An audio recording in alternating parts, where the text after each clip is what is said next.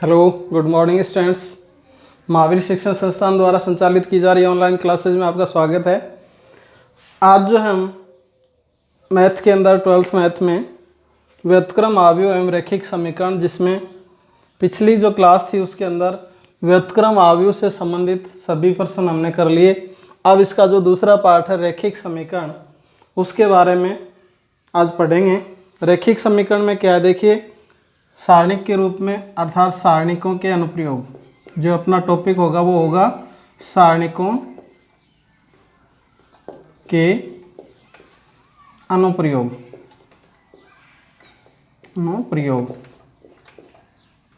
Applications of determinants.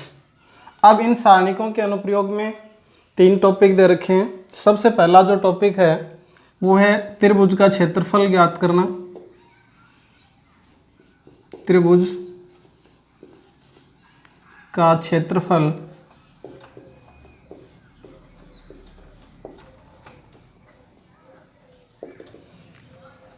क्षेत्रफल यदि किसी त्रिभुज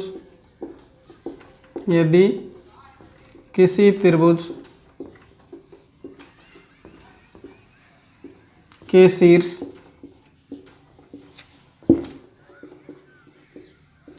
तीनों शीर्ष दे रखे हैं, इसमें x1 y1 ए शीर्ष है, b शीर्ष है, उसके निर्देशांक हैं x2 y2 और c शीर्ष के निर्देशांक x3 y3 हों तो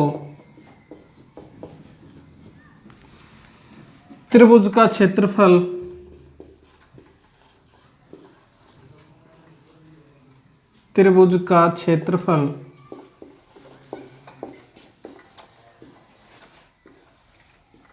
इसका सूत्र जो है 10th क्लास वही सूत्र है 1/2 x1 कोष्टक y2 minus y3 plus x2 y3 minus y1 plus x3 y1 minus y2। अगर किसी त्रिभुज के 3 शीर्ष दे रखे हैं अपने को ए बी सी, जिनके निर्देशांक दे रखे हैं x1 y1 x2 y2 x3 y3, तो उस त्रिभुज का क्षेत्रफल ज्ञात करने के लिए जो सूत्र है वो ये दे रखा है। 10th क्लास में भी था, निर्देशांक में ही वही सूत्र है 1/2 x1 y2 minus y3। y2 से चालू होता है और y2 पे फिनिश होता है। y2 minus y3 plus x2 y3 minus, इसमें y3 था, y3 माइनस y1, फिर x3 के साथ गुणा किया किसको, y1 यहाँ आ गया माइनस y2।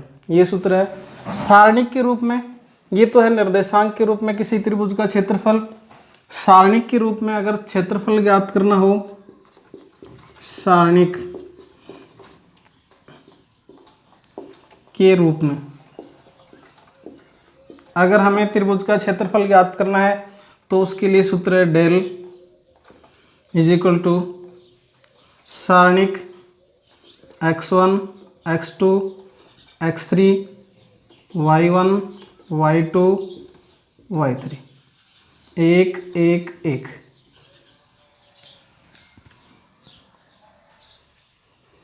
और इसके साथ में 1/2 जो इसमें है वही लगा दो, 1/2। सारणिक के रूप में, ये निर्देशांक के रूप में, सारणिक के रूप में डेल किसी सारणिक का मान निकालना बराबर 1/2। सारणिक के रूप में इसको लिख दो x1 x2 x3 y1 y2 y3 और तीसरी जो स्तंभ है उसके अंदर 1 1 1 लगा दो। अगर इस सारणिक का हम विस्तार करेंगे अर्थात प्रसार करेंगे तो यही मान आएगा निकल के। किसके अनुदिश किया इसमें प्रसार, देखिए इसमें इस सारणिक का जो प्रसार किया मान निकाला वो प्रथम स्तंभ के संगत किया है। ठीक है, पहला इसमें त्रिभुज का क्षेत्रफल है। उसके बाद सारणिक के अनुप्रयोग में दूसरा जो टॉपिक है वो है 3 बिंदुओं के संरेख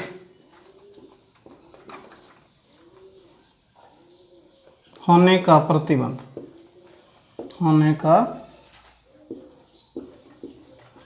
प्रतिबंध। 3 बिंदु अगर आपको दे रखे हैं, जैसे इसके अंदर भी दे रखे हैं 3 बिंदु ए बी सी, क्या ये एक ही रेखा में है? संरेख का मतलब है एक ही रेखा में है। जैसे एक कोई बिंदु ए है, दूसरा बिंदु बी है, तीसरा बिंदु सी है। अगर ये एक ही रेखा में स्थित है तीनों बिंदु, तो फिर इनसे त्रिभुज नहीं बन रहा। त्रिभुज नहीं बन रहा, इसका मतलब क्या है? त्रिभुज का क्या है? क्षेत्रफल शून्य होगा।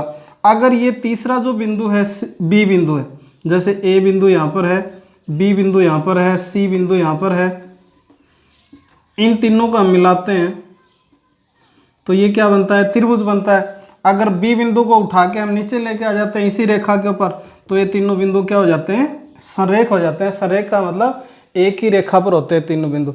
और जब तीनों बिंदु एक ही रेखा पर स्थित हैं, तो इसका मतलब इससे त्रिभुज नहीं बन रहा, क्या बन रही है? एक रेखा बन रही है। मतलब क्या हुआ? त्रिभुज का क्षेत्रफल जो वो क्या हो जाएगा? 0 हो जाएगा। तो सारणिक के अनुप्रयोग में दूसरा जो है इसका पॉइंट, 3 बिंदुओं के संरेख होने का प्रतिबंध, उसमें सारणिक का जो मान है, त्रिभुज का क्षेत्रफल है, वो क्या रख दो? 0 रख दो। अर्थात ये लिख सकते हैं हम 1/2 x1 x2 x3 y1 y2 y3 1 1 1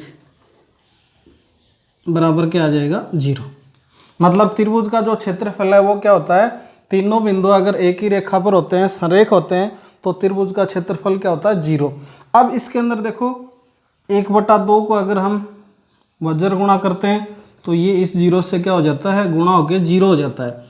और इसका जो प्रतिबंध है संरेख होने का वो हो जाएगा x1 x2 x3 y1 y2 y3 1 1 1 = 0। ये 3 बिंदुओं के संरेख होने का प्रतिबंध है, ये वाला। ठीक है, ये 2 टॉपिक हो गए। इसके बाद में तीसरा जो टॉपिक है वो है 2 बिंदुओं से गुजरने वाली रेखा का समीकरण। वो तीसरा है 2 बिंदुओं से गुजरने वाली रेखा का समीकरण। 2 बिंदुओं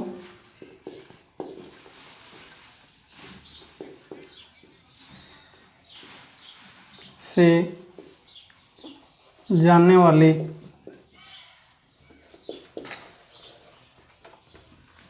रेखा का समीकरण सारणिक के रूप में।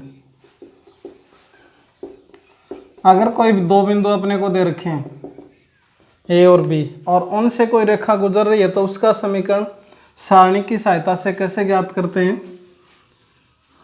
यदि कोई बिंदु ए जिसके निर्देशांक x1 y1 हैं तथा बी x2 y2 हैं, तो इनसे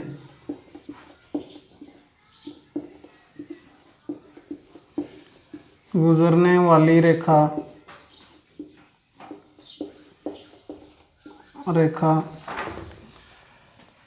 का समीकरण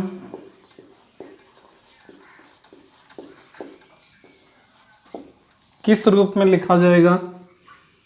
सारणिक x y x1 x2 y1 y2 1 1 1 = 0। अगर कोई 2 बिंदु आपको दे रखे हैं, ए बिंदु और ये बी बिंदु, और इनके मान दे रखे हैं, तो इनसे गुजरने वाली जो रेखा है उसका समीकरण हमें बनाना है। और वो समीकरण सारणिक के रूप में इस सूत्र की सहायता से बनेगा। आपको याद रखना है, ऊपर x और y आ जाएंगे, नीचे x1 y1 फिर x2 y2 और 1 1 ये तीसरे में आएंगे। रेखा का समीकरण जैसे 2 बिंदु हैं, कोई भी ए है, ये बी है, इस ए के निर्देशांक 2 और 3 हैं, इसके निर्देशांक सपोज करो 5 और 7 हैं, तो इन दोनों से गुजरने वाली जो रेखा है उसका समीकरण ज्ञात करने के लिए ऊपर x लिखेंगे, यहाँ पर y लिखेंगे, यहाँ एक आ जाएगा। x1 का मान क्या है 2 है, x2 का मान है 5, y1 का मान 3 और y2 का मान 7 और ये 1 1 बराबर 0। अब प्रथम पंक्ति के अनुदिश हम प्रसार करेंगे इसमें। तो प्रथम पंक्ति x है, x, फिर इसके साथ इस कॉलम का दमन कर दो, पंक्ति का कर दो। 3 को 1 से गुणा करेंगे 3, 7 को 1 से करेंगे 7, 3 माइनस 7। दूसरा माइनस, क्योंकि इसका एड्रेस क्या है A12, तो माइनस का y। इस पंक्ति को छोड़ दो, इस स्तंभ को छोड़ दो, क्या आ जाएगा 2, 5 को 1 से गुणा करेंगे -5। फिर तीसरा A13, प्लस का निशान आ जाएगा 1। इसके संगत पंक्ति को छोड़ दो, स्तंभ को छोड़ दो, 7 दूनी 14, 5 तिये 15 बराबर क्या है 0। अब देखो 3 में से 7 जाएंगे, कितने बचेंगे माइनस के 4, तो -4x। 2 में से 5 जाएंगे, माइनस के 3, पीछे माइनस है, क्या आ जाएगा +3y। 14 में से 15 जाएंगे, क्या बचेगा -1 बराबर 0। ये क्या आ गया, रैखिक समीकरण आ गया किसका, ए और बी से गुजरने वाली रेखा का। मतलब ये जो रेखा जा रही है इसका समीकरण -4x + 3y - 1 बराबर 0 हो गया। ठीक है, ये दो बिंदुओं से गुजरने वाली रेखा का समीकरण हम सारणिक की सहायता से ज्ञात कर सकते हैं, अगर हमें क्या दे रखे हों, 2 बिंदु दे रखे हों। ठीक है, इसके बाद में अगला जो है वो है सारणिक। अगला सारणिक के अंदर है, सारणिक के अनुप्रयोग में रैखिक समीकरण निकाय का हल। रैखिक समीकरण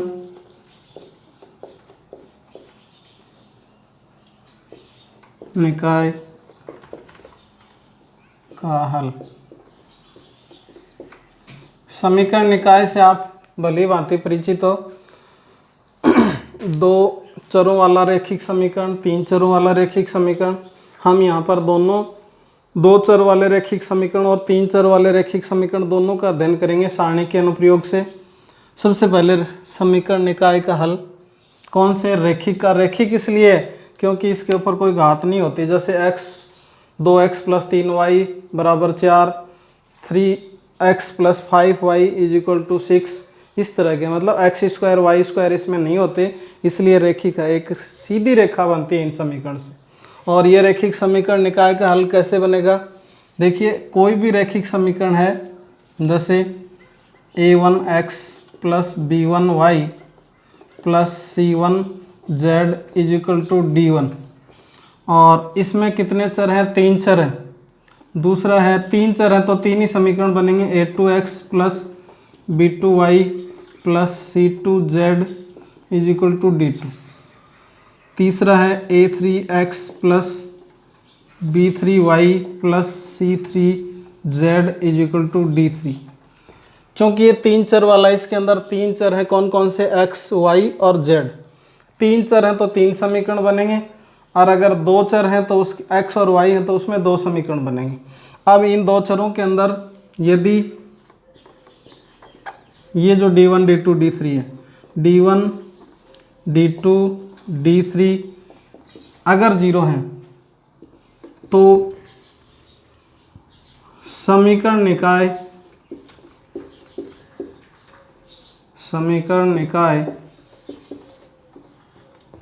समघाती होगा। कैसा होगा, समघाती कहलाता है, अन्यथा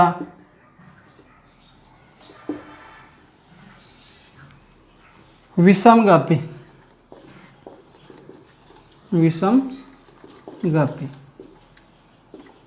होगा।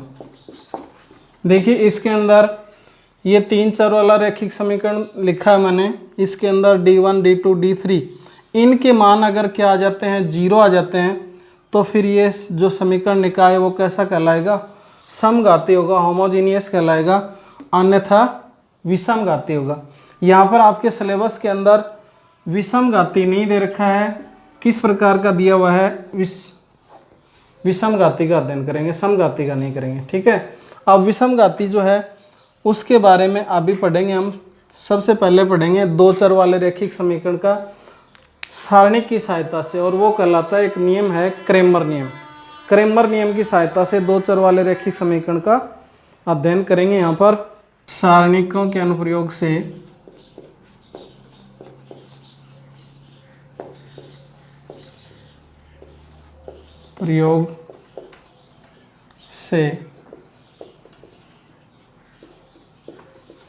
रैखिक समीकरण का हल। किसके अनुप्रयोग से? सारणिक के प्रयोग से किसका हल निकालेंगे? रैखिक समीकरण का हल। और ये जो रैखिक समीकरण का हल है इसको हम बोलते हैं क्रेमर नियम। क्रेमर नियम। एग्जाम के अंदर इसमें जो क्वेश्चन आता है रैखिक समीकरण, रैखिक समीकरण मतलब जो भी आपको समीकरण दे रखा है रैखिक, उस रैखिक समीकरण का हम हल ज्ञात करेंगे। लेकिन उसके अंदर दो टाइप के क्वेश्चन बनते हैं। एक तो या तो सीधा ही लिखता है क्रेमर नियम की सहायता से इस समीकरण निकाय को हल कीजिए, या सारणिकों की सहायता से या सारणिक के अनुयोग प्रयोग से इस दिए गए समीकरण निकाय का क्या ज्ञात करोगे? हल ज्ञात करोगे। और दूसरा जो तरीका है समीकरण निकाय का हल ज्ञात करने का, वो है आव्यूह सिद्धांत से। वो क्रेमर नियम के बाद में बताएंगे। ठीक है, तो पहले हम क्रेमर नियम और इसके अंदर भी दो चर वाले रैखिक समीकरण, कौन से? पहला है दो चर वाले रैखिक समीकरण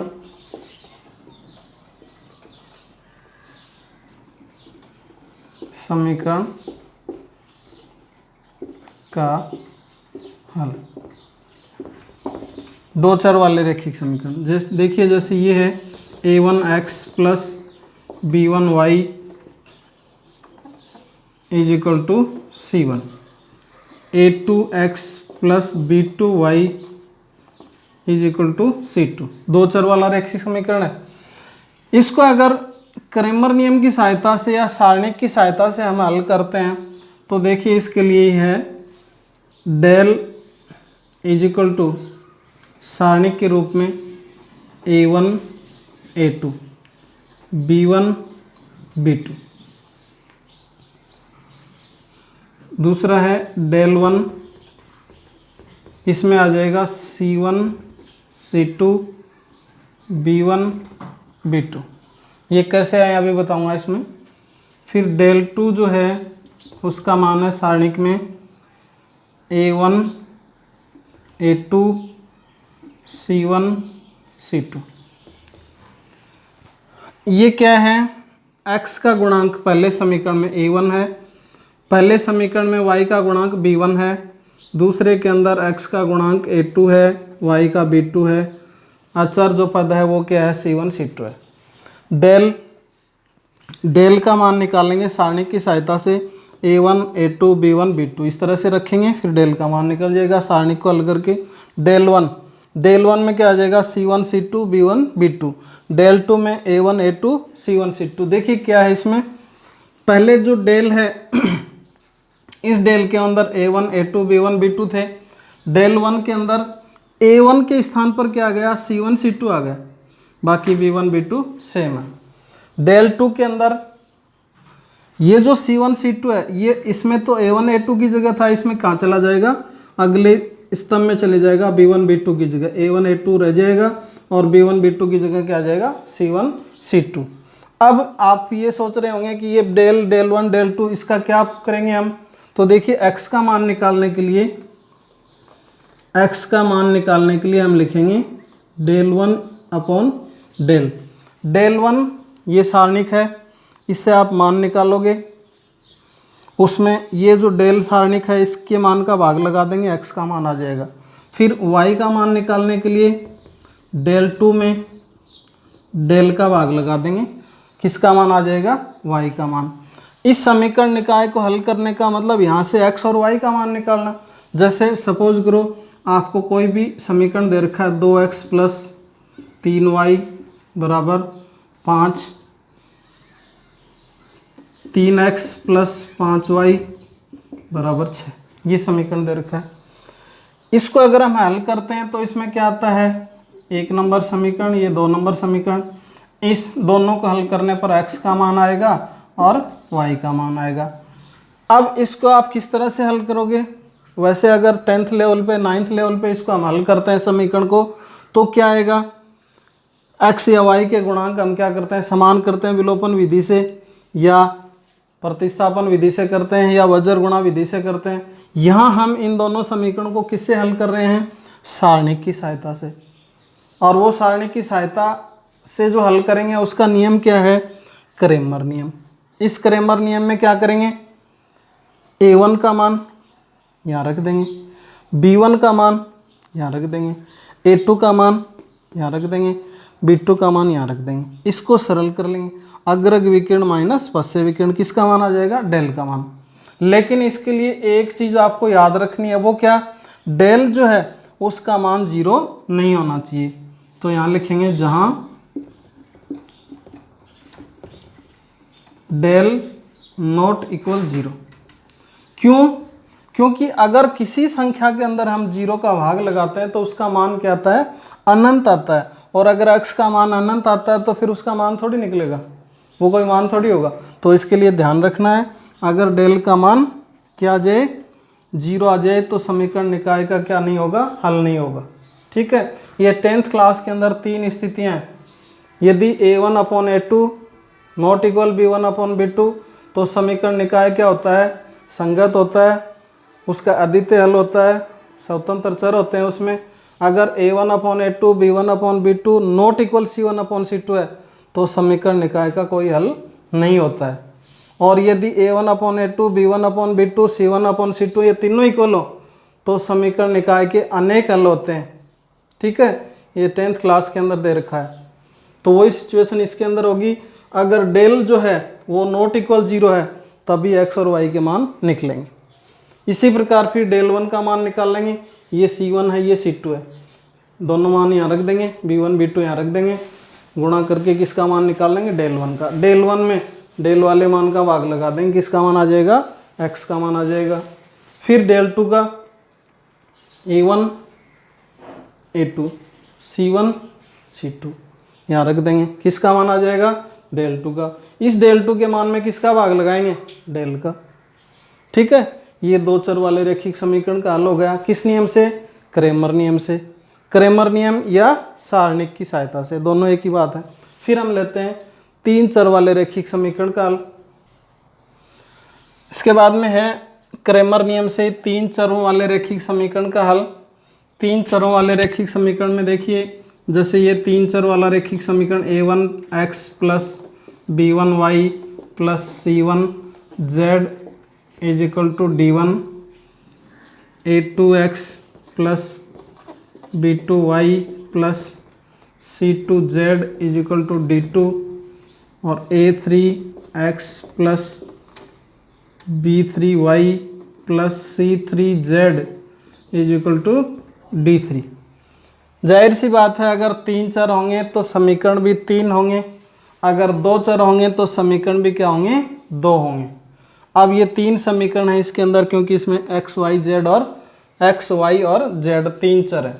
इन 3 चर वाले रैखिक समीकरण का अगर हम क्रेमर नियम से हल निकालते हैं तो उसके लिए देखिए क्या होगा, x का मान होगा डेल 1 अपॉन डेल, y का मान होगा डेल 2 अपॉन डेल, और z जो है चर उसका मान होगा डेल 3 अपॉन डेल।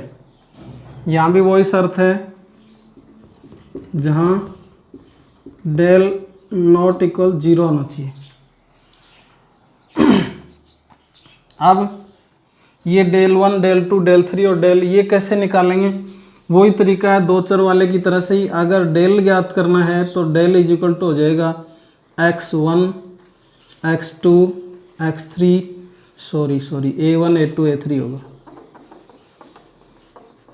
क्या होगा, a1 a2 A3, B1 B2 B3 C1 C2 C3 किसके लिए हो गया? डेल के लिए। फिर डेल वन के लिए A1 A2 A3 की जगह क्या आ जाएगा? D1 D2 D3। तो ये हो गया D1 D2 D3, बाकी सेम रहेंगे B1 B2 B3 C1 C2 C3। फिर डेल टू के लिए ये जो D1 है ये एक बार तो A1 A2 A3 की जगह आता है, फिर B1 की जगह आ जाएगा, फिर C1 की जगह आ जाएगा। तो इस बार इसका नंबर कौन सी जगह है? इसके स्थान पर। तो A1 A2 A3 तो सेम आ जाएंगे, A1 A2 A3। B1 B2 की जगह D1 D2 D3, आगे वाले सेम C1 C2 C3। ये डेल टू आ गया। इसके बाद डेल थ्री में अब की बार D1 D2 D3 का नंबर कहाँ पर है? इसके स्थान पर। तो ये आ गया A1 A2 A3, B1 अपनी जगह, B2 भी B3 भी। C1 C2 C3 की जगह क्या आ जाएगा? D1 D2 D3। ये आ गया। अब देखिए तीन चर वाला रैखिक समीकरण है। अब इस तीन चर वाले में A1 B1 C1 ये क्या है? देखो जैसे x plus 2y plus 3z is equal to 5, कोई भी संख्या लिख दी। ये 2x plus 6y plus 4z बराबर 7, मान लो कोई भी संख्या 7x plus 9y plus 7z is equal to 11। ये तीन चर वाला रैखिक समीकरण। इस समीकरण को अगर हम हल करना चाहें तो इसके अंदर 1 नंबर 2 नंबर और ये 3 नंबर, 3 समीकरण हो गए। इन तीनों को या तो प्रतिस्थापन विधि से हल करो, ठीक है, 2 को हल करके तीसरे के अंदर मान रखो, या फिर वर्जर गुणन विधि से या विलोपन विधि से। यहाँ पर हम इनको किस विधि से हल कर रहे हैं? सारणिक की सहायता से। सारणिक के अंदर इनको x का जो गुणांक है ऊपर वाले 1 नंबर समीकरण में A1 यहाँ रख दिया, A2 का मान ये ले लिया, B1 B2 B3 यहाँ रख दिया, C1 C2 C3, फिर D1 D2 इसके अंदर रख देंगे, ये इसमें रख देंगे। ये कितनी सारणिक बनी है? इसमें डेल 1 डेल 2 और डेल 3, 4 सारणिक बनी है। इन चारों सारणिकों को हल करेंगे, लेकिन हल करेंगे ध्यान से। इसमें अक्सर क्या होती है? गलतियाँ होती हैं, हम जल्दी में करते हैं और या तो डेल का मान गलत निकल जाता है, या डेल 1 का, या डेल 2 डेल 3, इनमें से कोई भी एक अगर डिजिट जो है वो गलत हो गया तो फिर पूरा ही मान गलत हो जाता है। एग्जाम के अंदर सिर्फ ये देखते हैं कि डेल में डेल 1 डेल 2 डेल 3 के रूप में लिख रखा है, लास्ट में फिर x का मान क्या है, y का मान क्या है, z का मान क्या है, ये तीनों मान चेक किए जाते हैं।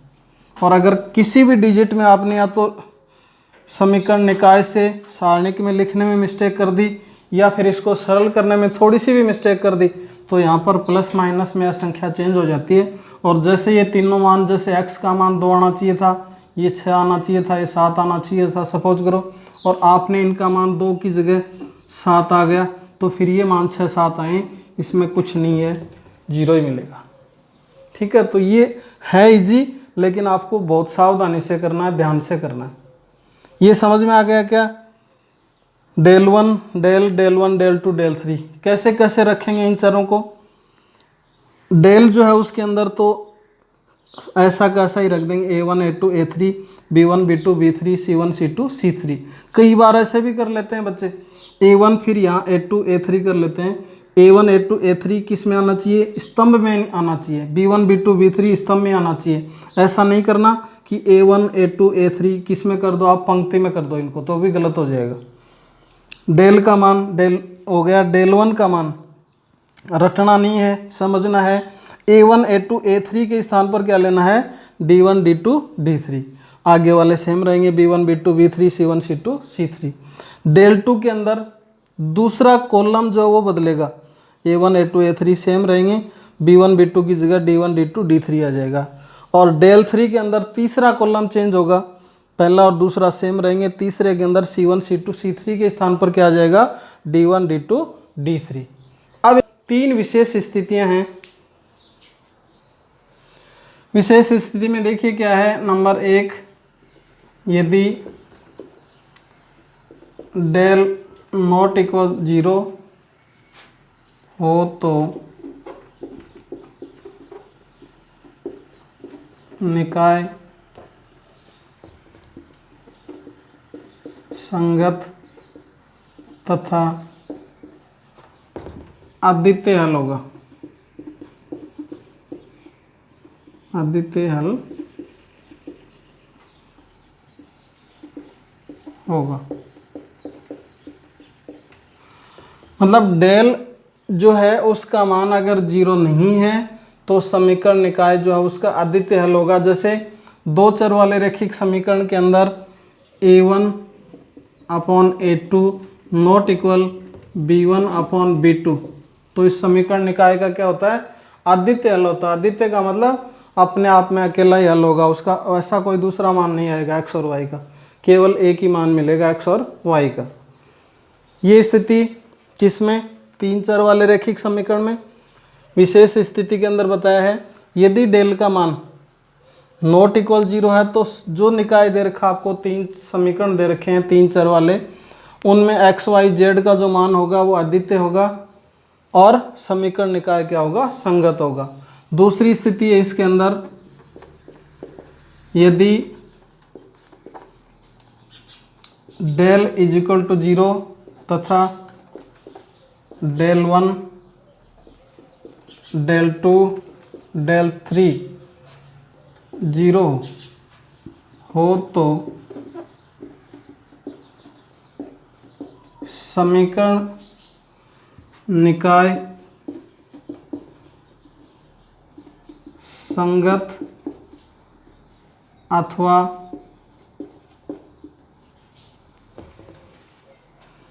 असंगत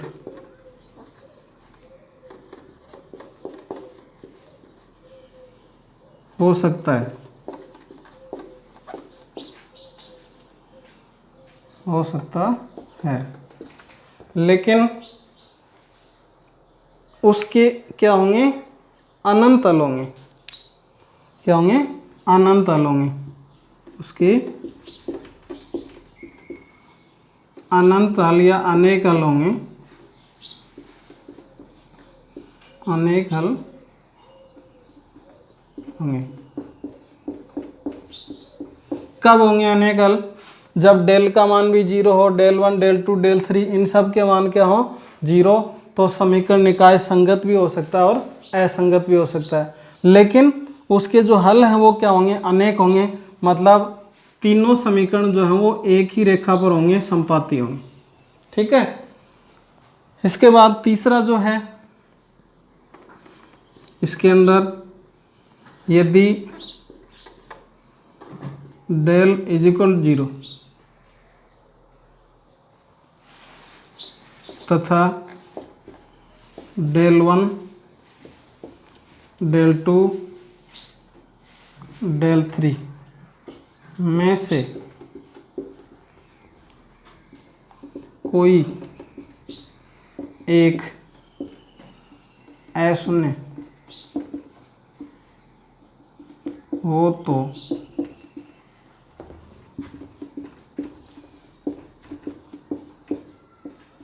समीकरण निकाय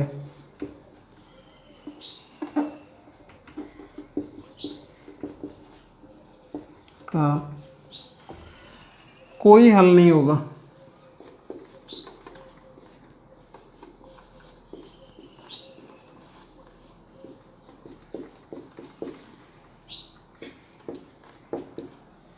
तथा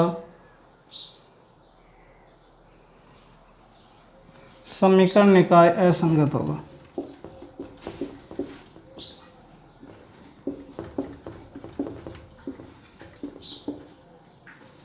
असंगत होगा।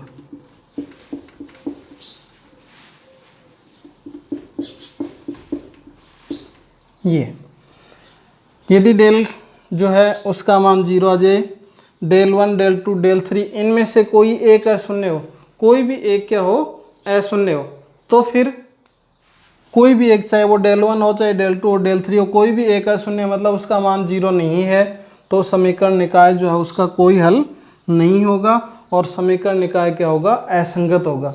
अब देखो इनमें तीनों का अगर आप ग्राफ बनाते हो, पहली सिचुएशन है आदित्य हल, एक समीकरण, दो समीकरण, तीसरी रेखा का समीकरण, एक ही हल होगा यहाँ पर। अगर दो चर वाले रेखिक समीकरण एक दूसरे को प्रतिच्छेद करते हैं, यहाँ भी इन दोनों का एक ही हल होता है।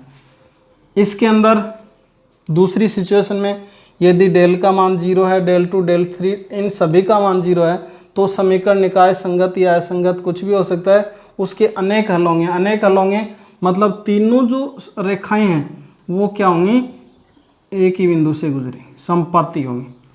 ठीक है, 10वीं क्लास में भी आपने ग्राफ बनाया इसी तरह से, एक ही बिंदु से गुजरेंगी। इसके बाद में तीसरा जो इसके अंदर स्थिति है, यदि डेल का मान 0 है और डेल 1 डेल 2 डेल 3 इनमें से कोई एक नॉन जीरो है, मतलब 0 नहीं है उसका मान, तो समीकरण निकाय का कोई हल नहीं होगा। कोई हल नहीं होगा मतलब तीनों क्या होंगे, पैरेलल होंगे। इस तरह से तीनों एक दूसरे को प्रतिच्छेद नहीं करेंगे, प्रतिच्छेद नहीं करेंगे इसका मतलब इनका कोई हल नहीं होगा और ये संगत भी नहीं होंगी, असंगत होंगी विशेष स्थिति में। और ये भी समझ में आ गया होगा कि क्रेमर नियम की सहायता से या सारणी की सहायता से दो चर वाले और तीन चर वाले रेखिक समीकरण का हम कैसे हल ज्ञात करेंगे। ठीक है, अब इसके बाद इसके अंदर हम 5.2 यूनिट 5 की एक्सरसाइज 5.2 जो है उसके अंदर क्वेश्चन है पहला, सारणी की सहायता से त्रिभुज का क्षेत्रफल ज्ञात कीजिए। किसकी सहायता से, सारणी की सहायता से। और इसके अंदर 3 क्वेश्चन दे रखे हैं। ठीक है, सूत्र आपको लिखाया था सबसे पहले इसके अंदर जब मैंने शुरुआत की थी उस टाइम। क्या सूत्र है, 1/2 सारणी, उसके बीच में x1 x2 x3, y1 y2 y3 और तीसरा जो स्तंभ है उसके अंदर 1 1 1। ये मान रखेंगे, ये है x1 का, ये है y1, ये x2 y2 x3 y3। सारणी के अंदर इनको रखेंगे और फिर सारणी को सरल करेंगे। जो मान आएगा वो त्रिभुज का क्या आएगा, क्षेत्रफल आएगा। अब चूंकि हम जानते हैं कि त्रिभुज का जो क्षेत्रफल है वो कभी भी ऋणात्मक नहीं होता। अगर सारणी का मान ऋणात्मक आ जाए तो उसको भी आप क्या लिखोगे, धनात्मक लिखोगे। क्या लिखना, उसके अंदर एक लाइन लिखनी है, क्योंकि त्रिभुज का क्षेत्रफल कभी ऋणात्मक नहीं होता, इसलिए उसको हम क्या करेंगे, धनात्मक करेंगे। ये आप पहले भी जानते हो, 10th क्लास में भी जो निर्देशांक ज्यामिति है उसके अंदर भी था त्रिभुज का क्षेत्रफल। अगर आपके पास में ऋणात्मक आया तो आपने उसको क्या बनाया था, धनात्मक बनाया था। अब इसके अंदर मैं आपको एक क्वेश्चन 3 में से एक करवाऊंगा, 2 आप खुद करोगे। ठीक है, बुक तो सभी ने खरीद ली होगी। 1-2 बच्चों के फ़ोन आए थे, सर क्वेश्चन सारे लिखवाया करो, बुक नहीं है हमारे पास, तो पॉसिबल नहीं है सारे क्वेश्चन लिखाना। 1-2 दिन में व्यवस्था कर लो, जल्दी वही रहेगी, बुक चेंज नहीं होगी। इन 3 के अंदर से जो भी आपकी इच्छा हो, जैसे कोई भी दूसरा ले लो। दूसरा क्वेश्चन है, इसके निर्देशांक लिख लो त्रिभुज बना के, इजी रहेगा। ए इसके हैं 3 8, बी के निर्देशांक हैं 2 और 7, और सी जो है, सी शीर्ष के हैं 5 - 1। त्रिभुज एबीसी का क्षेत्रफल यहाँ लिख लो, त्रिभुज ABC का क्षेत्रफल।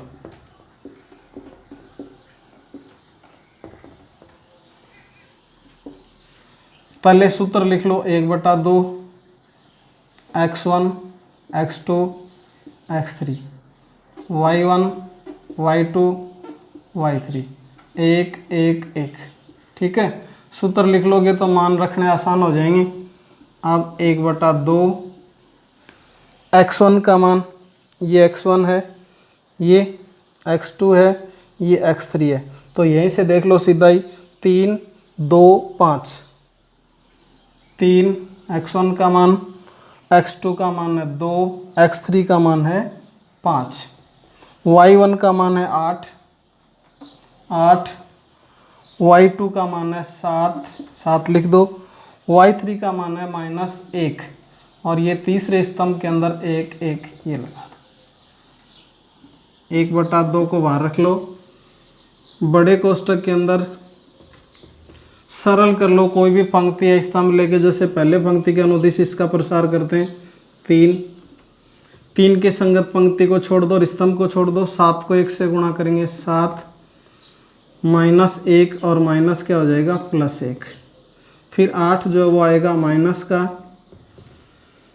8 के संगत पंक्ति को छोड़ दो, स्तंभ को छोड़ दो, 2 और 1, 2 को 1 से गुणा करेंगे 2, 5 को 1 से करेंगे -5, तीसरा जो है स्तंभ उसका पहला अवयव 1 है, ये प्लस का होगा, क्यों होगा प्लस का, इसका एड्रेस क्या है A13 कितने होते हैं 4, सम संख्या प्लस का निशान आ जाएगा 1, इसके संगत इस पंक्ति का दमन, स्तंभ का दमन, क्या बच गए 2 7 5 -1, गुणा करेंगे 2 को -1 से करेंगे -2, 5 को 7 से गुणा करेंगे -35, बंद कर दो, 1/2, 7 को 1 जोड़ेंगे 8, 8 को 3 से गुणा करेंगे क्या आ जाएगा 24, छोटे कोष्टक में लिख लो 24, 5 में से 2 में से 5 घटाएंगे -3, -3 को -8 से गुणा करेंगे प्लस के क्या आ जाएंगे 24, और -35 और -2 माइनस के 37, -37 को 1 से गुणा करेंगे -37। अब देखो 24 और 24 कितने हो गए 48, 48 में से 1 घटा दो कितने बचेंगे 7, 8 में से 7 जाएगा 1 बचेगा, 4 में से 3 जाएंगे 1, कितने बच गए 11, किसके प्लस की, तो ये आ गया 11/2। और चूंकि क्या है ये त्रिभुज का क्षेत्रफल है, इसलिए इसमें अपने को ये तो दे नहीं रखा कि ये सेंटीमीटर में है, मीटर में है, किस में है, तो आप इकाई लिख दो इसको वर्ग इकाई, वर्ग इकाई। किसका क्षेत्रफल आ गया इस त्रिभुज का, जिसके शीर्ष अपने को ABC दे रखे हैं, क्या आ गया इसका 11/2 वर्ग इकाई 5.5 इकाई। ठीक है, अब ये दो जो क्वेश्चन बचे हैं शेष, पहला और तीसरा, ये आप इसमें करोगे। ठीक है।